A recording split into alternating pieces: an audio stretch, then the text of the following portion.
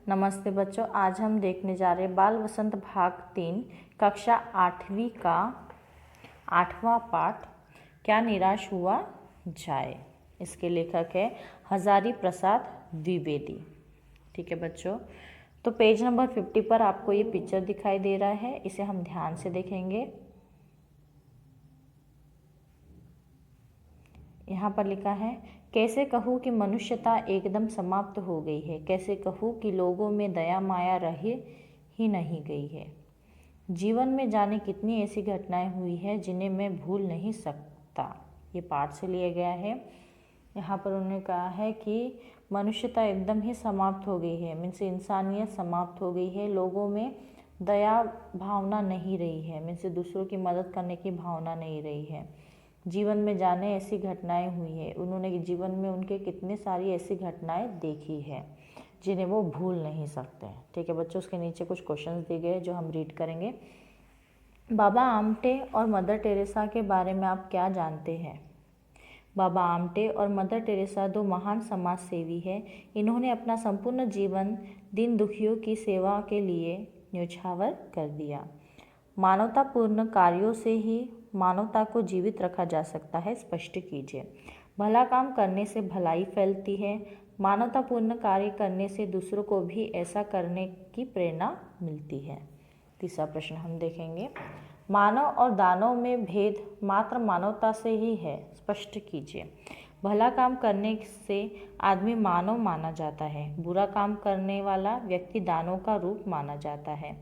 हमारे कर्म ही निश्चित करते हैं कि हम मानव कहलाने लायक है भी या नहीं। ठीक है बच्चों, उसके बाद पेज नंबर 51 पर हम देखेंगे, मेरा मन कभी कभी बैठ जाता है। समाचार पत्रों में ठगी डकैती चोरी तस्करी और भ्रष्टाचार के समाचार भरे रहते हैं। यहाँ पर लेखक कह रहे हैं कि उनका मन डर से बैठ जाता है, मीन्स वो घबरा जाते हैं। समाचार पत्र मीन्स न्यूज़पेपर में ठगी हुई जो डकैती चोरी तस्करी ये जो यानी न्यूज़ आती है तो उनसे उनका दिल बैठ जा रहा है। आरोप प्रत्यारोप का कुछ ऐसा वातावरण बन गया है कि लगता है देश में कोई ईमानदार आदमी ही नहीं रह गया। उन्हें ऐसा लगता है कि आरोप और प्रत्यारोप का वातावरण ऐसा बदला है देश में कि कोई भी एक भी ईमानदार इंसान इस देश में नहीं है, ऐसा उन्हें लगता है। हर व्यक्ति संदेह की दृष्टि से देखा जा रहा है, मीन्स हर व्यक्ति पर हमें शक हो रहा है, शक की नज़र से हम देख रहे हैं। जो जितने ऊंचे पद पर है उनमें उतने ही अधिक दोष दिखाए जाते हैं, मीन्स जो जितना ज़्यादा यानी बड़े पद पर ऊंचे स्तर पर है उसमें उतने ही हमें दोष दिखते हैं। एक बहुत बड़े आदमी ने मुझसे एक बार कहा था कि इस समय सुखी वही है जो कुछ नहीं करता, जो कुछ भी करेगा उसमें लोग दोष खोजने लगेंगे। किसी व्यक्ति ने उनसे कहा था, बड़े आदमी ने उनसे कहा था कि इस वक्त सबसे सुखी वही इंसान है जो कुछ भी नहीं करता, क्योंकि अगर जो लोग कुछ करते हैं तो उनमें दोष निकाले जाते हैं, उसके सारे गुण भुला दिए जाएंगे और दोषों को बढ़ा चढ़ाकर दिखाया जाने लगेगा। जो भी इंसान कुछ काम करता है उनके गुणों को यानी दबाया जाता है, उनके दोषों को बढ़ा चढ़ाकर दिखाया जाता है। दोष किस में नहीं होते, दोष सब में होते हैं, है ना। यही कारण है कि हर आदमी दोषी अधिक दिख रहा है। दोष सब में होते हैं, इसलिए सभी लोग दोषी दिखाई दे रहे हैं और उनके गुण बिल्कुल भी नहीं दिखाई दे रही है। स्थिति अगर ऐसी है तो निश्चय ही चिंता का विषय है, मगर स्थिति अगर ऐसी ही चलती रही तो ये पक्का बहुत ही बड़ी यानी समस्या है या तो चिंता का विषय है। क्या यही भारतवर्ष है जिसका सपना तिलक और गांधी ने देखा था? क्या ये यही भारतवर्ष है? लेखक यहाँ पर कह रहे क्या यही भारतवर्ष है जिसका सपना तिलक और गांधी जी ने देखा था? रविंद्रनाथ ठाकुर और मदन मोहन मालवीय का महान संस्कृति सभ्य भारतवर्ष किस अतीत के गौरव में डूब गया है? यहाँ पर वो कह रहे हैं कि हमारा देश कौन से अतीत के गौरव में यानी डूब गया है? आर्य और द्रविड़, हिंदू और मुसलमान, यूरोपीय और भारतीय आदर्शों की मिलन भूमि मानव महासमुद्र क्या सूख ही गया है? यानी ये महासमुद्र जो है ये क्या सूख ही गया है? मेरा मन कहता है ऐसा हो नहीं सकता। हमारे महान मनीषियों के सपनों का भारत है और रहेगा। वो कह रहे हैं कि ऐसा कभी नहीं हो सकता, हमारा देश यानी कभी भी ऐसा नहीं यानी बुरे स्थिति में नहीं हो सकता। यह सही है कि इन दिनों कुछ ऐसा माहौल बना है कि ईमानदारी से मेहनत करके जीविका चलाने वाले निरीह और भोले भाले श्रमजीवी पीस रहे हैं और झूठ तथा फरेब का रोजगार करने वाले फल फूल रहे हैं। ईमानदारी को मूर्खता का पर्याय समझा जाने लगा है। सच्चाई केवल भीरू और बेबस लोगों के हिस्से पड़ी है।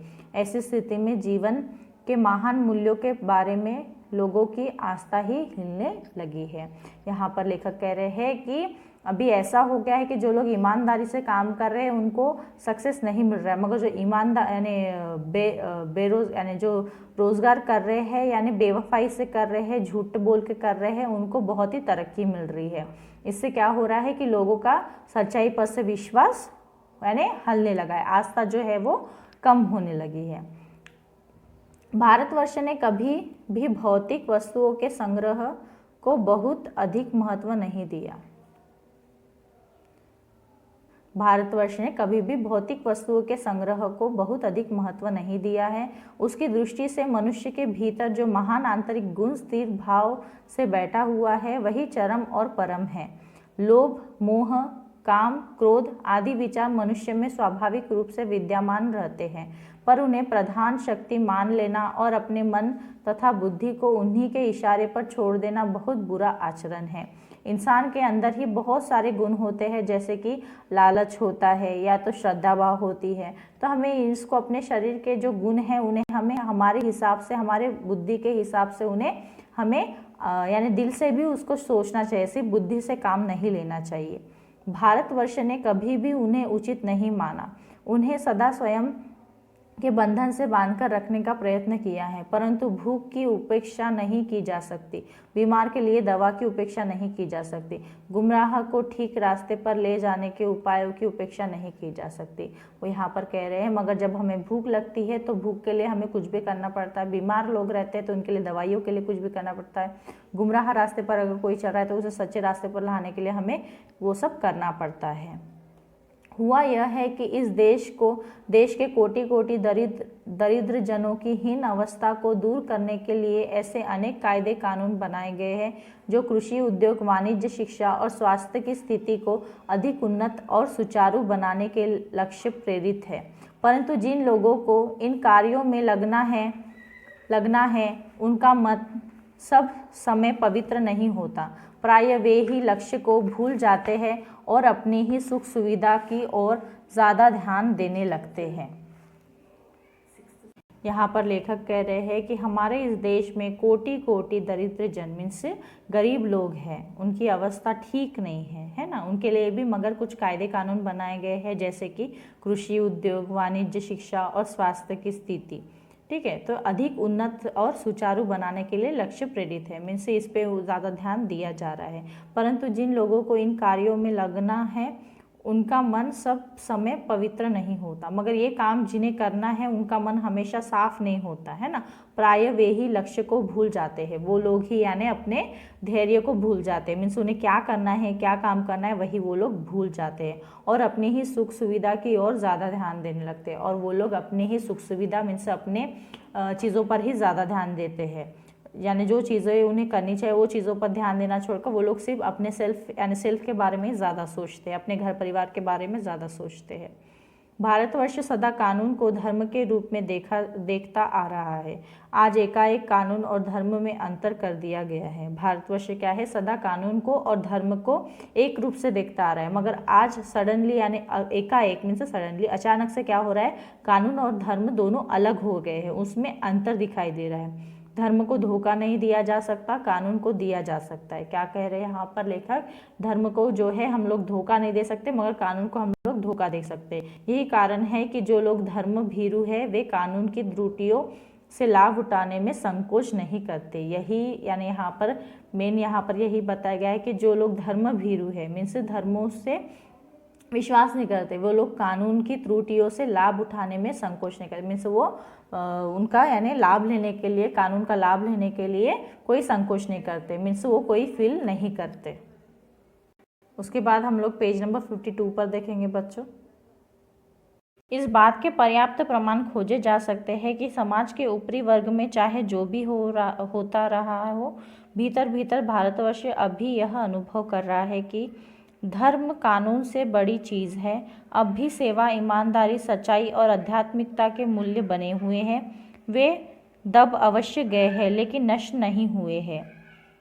ठीक है बच्चों, यहाँ पर लेखक कह रहे हैं कि इस बात के पर्याप्त प्रमाण खोजे जा मीन्स इस बात का पता लगाया जा रहा है, प्रमाण खोजा जा रहा है कि समाज के ऊपरी वर्ग में चाहे जो भी होता आ रहा है, मीन्स समाज के ऊपर के वर्ग में जो भी होता आ रहा है, मगर भीतर मीन्स अंदर से भारतवर्ष अभी अनुभव कर रहा है धर्म कानून से बड़ी चीज़ है। धर्म क्या है? कानून से भी बड़ी चीज़ है।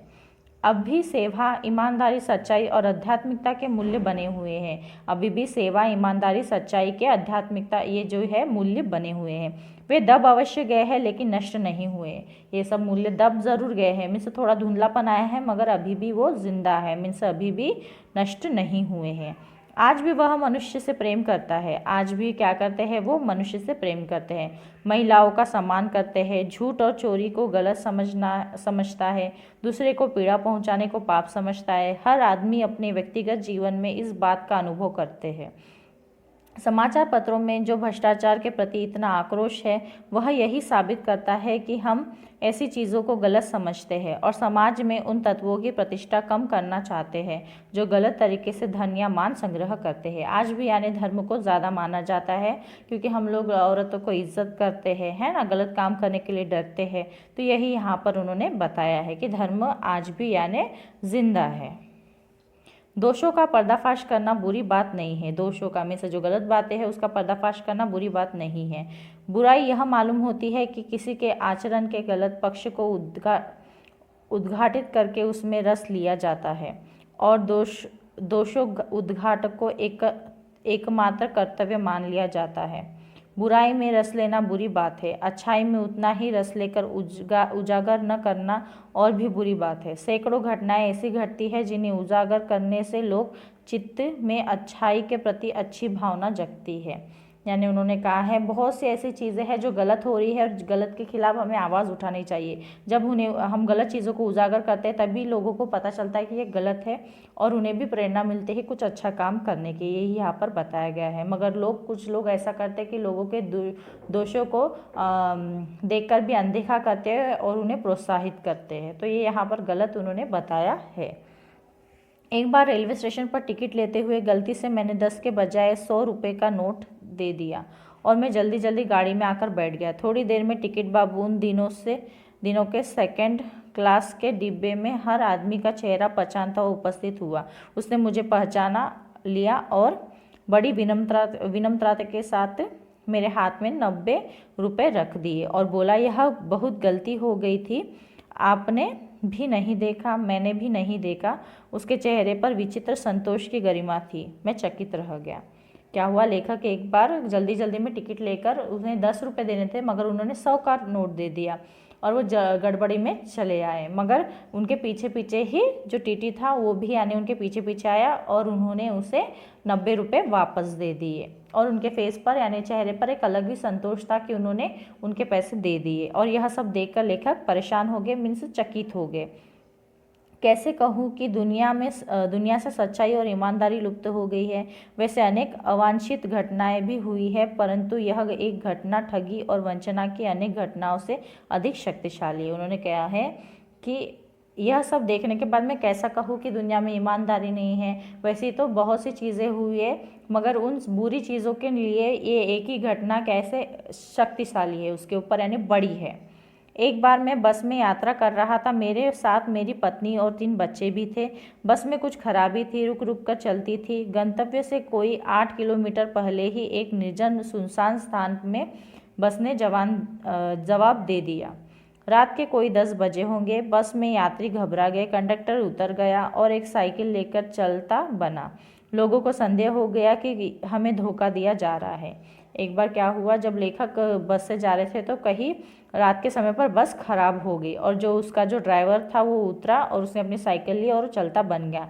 सभी लोग परेशान हो गए। सबको संदेह हुआ कि हमें धोखा दिया जा रहा है, हमारे साथ कुछ बुरा होने वाला है।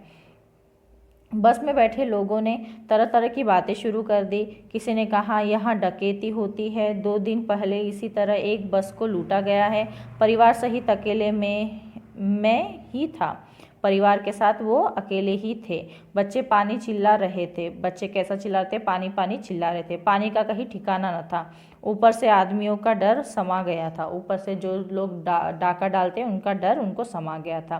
कुछ नौजवानों ने ड्राइवर को पकड़कर मारने पीटने का हिसाब बनाया। ड्राइवर के चेहरे पर हवाइयाँ उड़ने लगी। लोगों ने उसे पकड़ लिया। वह बड़े कातर ढंग से मेरी ओर देखने लगा और बोला, हम लोग बस का कोई उपाय कर रहे हैं, बचाइए, ये लोग मारेंगे। डर तो मेरे मन में था, पर उसकी कातर मुद्रा देखकर मैंने यात्री को समझाया कि मारना ठीक नहीं है, परंतु यात्री इतने घबरा गए कि मेरी बात सुनने को तैयार नहीं हुए। कहने लगे, इसकी बातों में मत आइए, धोखा दे रहा है। सब लोग क्या हो गए? डर गए और सब लोग सोचे कि इन्होंने जानबूझकर किया है और वो लोग कंडक्टर को मारने लगे, ड्राइवर को मारने लगे। मगर उन्होंने क्या किया? नहीं, वो जो ड्राइवर था वो यानी लेखक की तरफ देखकर बोल रहा था, यानी छोटा मुंह करके बोल रहा था, देखिए मैं बस का कुछ इंतज़ाम करता हूँ, आप इन्हें मुझे मारने से यानी पीटने से बचाइए। मगर लोग लेखक की बात सुनने को तैयार नहीं थे। वो लोग बहुत ज़्यादा घबरा गए थे और उन्होंने उसे मारने पीटने के लिए शुरुआत की। और उन्होंने कहा कि लेखक को भी कहा कि आप इनकी बातों पर ध्यान मत दीजिए, ये हमें धोखा दे रहा है, कंडक्टर को। उसके बाद हम लोग पेज नंबर 53 पर देखेंगे। कंडक्टर को पहले ही डाकुओं के यहाँ भेज दिया है। मैं भी बहुत भयभीत था, पर ड्राइवर को किसी तरह मारपीट से बचाया। 1.5-2 घंटे बीत गए। मेरे बच्चे भोजन और पानी के लिए व्याकुल थे। मेरी और पत्नी की हालत बुरी थी। लोगों ने ड्राइवर को मारा तो नहीं, पर उसे बस से उतारकर एक जगह घेर कर रखा। कोई भी दुर्घटना होती है तो पहले ड्राइवर को समाप्त कर देना उन्हें उचित जान पड़ा। मेरे गिड़गिड़ाने का कोई विशेष असर नहीं पड़ा। इसी समय क्या देखता हूँ कि एक खाली बस चली आ रही है और उस पर हमारा बस कंडक्टर भी बैठा हुआ है। उसने आते ही कहा, अड्डे से नहीं बस लाया हूँ, इस बस पर बैठिए, वह बस चलाने लायक नहीं है। फिर मेरे पास एक लोटे में पानी और थोड़ा दूध लेकर आया और बोला, पंडित जी, बच्चों का रोना मुझसे देखा नहीं गया, वही दूध मिल गया, थोड़ा लेता आया। यात्रियों में फिर जान आई। सबने उसे धन्यवाद दिया, ड्राइवर से माफ़ी मांगी और 12 बजे से पहले ही सब लोग बस अड्डे पहुंच गए। देखिए यहाँ पर बताया गया है कि जो ड्राइवर है वो बस लेकर आया है, कंडक्टर जो है वो दूसरी बस लेकर आया है और सब लोग यानी उसे देखकर जान में जान आ गई। सब लोगों ने सोचा शायद ये लोग हमें धोखा दे रहे हैं, मगर ऐसा कुछ भी नहीं था। ठीक है, उन्होंने ड्राइवर को भी नीचे पकड़ कर रखा था कि कहीं अगर कुछ भी दुर्घटना होती तो फर्स्ट हम लोग इसे ही मार डालेंगे या तो समाप्त कर डालेंगे, वही उचित होगा। मगर यह सब उल्टा हो गया और कंडक्टर ने क्या किया, दूसरी बस लेकर आया खाली और सब लोगों को उसमें बैठने के लिए कहा और उन्होंने बच्चों के लिए दूध भी लेकर आया। जो बच्चे रो रहे थे उन्हें दूध भी पिलाया और इस तरह उन्होंने मदद की और बच्चे भी खुश हो गए और सब लोगों की जो बेचैनी थी, जो डर था, वो ख़त्म हो गया। सब ने उन्हें धन्यवाद भी दिया और 12 बजे के पहले ही बस अड्डे पहुँच गई। कैसे कहूँ कि मनुष्यता एकदम समाप्त हो गई है, कैसे कहूँ कि लोगों में दया माया रही नहीं गई। वो कह रहे हैं कि इस यानी घटना के बाद भी मैं कैसा कहूँ कि लोगों में मानवता नहीं है, मनुष्यता नहीं है, है ना, ये लोगों में दया माया नहीं। अगर ये सब नहीं होता तो ये सिचुएशन ऐसी नहीं होती। जीवन में जाने कितनी घटनाएं हुई है जिन्हें मैं भूल नहीं सकता। लेखक कह रहे हैं जीवन में मेरे लाइफ में इतनी सारी घटनाएं हुई है कि जिन्हें कैसे कहूँ कि मनुष्यता एकदम समाप्त हो गई है, कैसे कहूँ कि लोगों में दया माया रही नहीं गई। जीवन में जाने कितनी ऐसी घटनाएं हुई है जिन्हें मैं भूल नहीं सकता। यहाँ पर लेखक कह रहे हैं कि मैं ये सब घटनाओं के बाद कैसे कहूँ कि लोगों में मनुष्यता नहीं है, है ना, और दया माया नहीं, मीन्स दया की भावना नहीं है, मैं कैसे कह सकता हूँ, है ना। तो जीवन में जाने कितनी ऐसी घटनाएं हुई है लेखक के साथ जिन्हें लेखक भूल नहीं सकते। उसके बाद हम लोग पेज नंबर 54 पर देखेंगे। ठगा भी गया हूँ, धोखा भी खाया है, परंतु बहुत कम स्थलों पर विश्वासघात नाम की चीज़ मिलती है। उन्होंने कहा है मैं ठगा भी गया हूँ और मैंने धोखा भी खाया है, मगर बहुत ऐसी कम चीज़ें हैं जहाँ पर ये सब होता है, विश्वासघात हमें मिलता है, धोखा मिलता है। केवल उन्हीं बातों का हिसाब रखो जिनमें धोखा खाया है, तो जीवन कष्टकर हो जाएगा। अगर हम लोग सिर्फ धोखा याद रखेंगे तो जीवन हमारे लिए कष्टकर मीन्स कष्ट हो जाएगा, जीने के लिए हमें बहुत तकलीफ होंगी। परंतु घटनाएं भी बहुत कम नहीं है जब लोगों ने अकारण सहायता की है, मगर ऐसी सिचुएशन भी बहुत है जहां पर लोगों ने बिना कारण मेरी सेवा की है या तो मेरी मदद की है। निराश मन को ढांढस दिया है और हिम्मत बंधाई है। यानी हमारे निराश मन को, दुखी मन को उन्होंने हिम्मत दी है और बधाई भी दी है।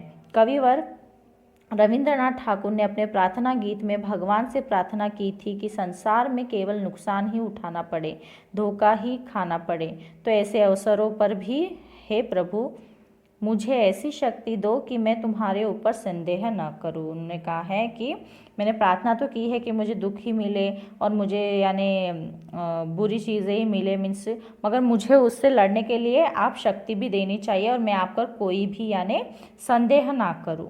ठीक है, यानी मैं जो भी प्रॉब्लम को फेस करूं उसके लिए आप मुझे शक्ति दीजिए और मेरा विश्वास आप पर हमेशा बना रहे। मनुष्य की बनाई विधियाँ गलत नतीजे तक पहुंच रही है तो इन्हें बदलना होगा। वस्तुतः आप दिन इन्हें बदला ही जा रहा है, लेकिन अब भी आशा की ज्योति बुझी नहीं है। महान भारतवर्ष को पाने की संभावना बनी हुई है, बनी रहेंगी। मेरे मन निराश होने की ज़रूरत नहीं है। वो कह रहे हैं कि अभी भी यानी इंसानियत ज़िंदा है और लोगों में नए भारतवर्ष यानी प्राप्त करने की यानी जो तकनीकी चल रही है वो अभी तक चली रही है और लोग प्रयास भी कर रहे हैं।